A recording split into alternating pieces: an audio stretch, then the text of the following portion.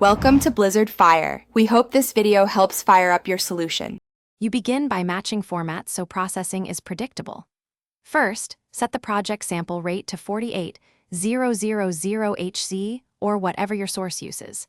Then import your media into the media pool and drop it onto a new timeline. Once the clip is in place, switch to the Fairlight page where Audio Tools live.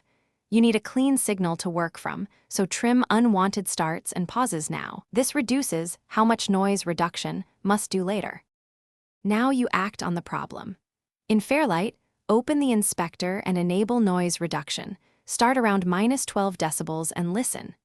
Next, apply a low-cut filter at 80 to 120 Hz to remove rumble and add a de-esser to tame harsh sibilance.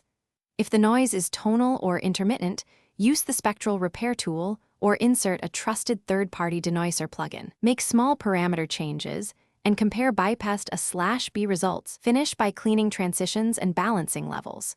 Use automation to enable noise reduction only for noisy sections so you preserve natural tone elsewhere. Normalize or match loudness to your target LUFS, then add gentle compression for consistency.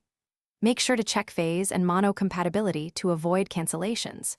If you hear pumping or warbling artifacts, dial back the reduction amount, switch to multi-band EQ for selective attenuation, and audition with bypass. This usually resolves process. Thanks for watching. If you found this helpful, don't forget to like and subscribe.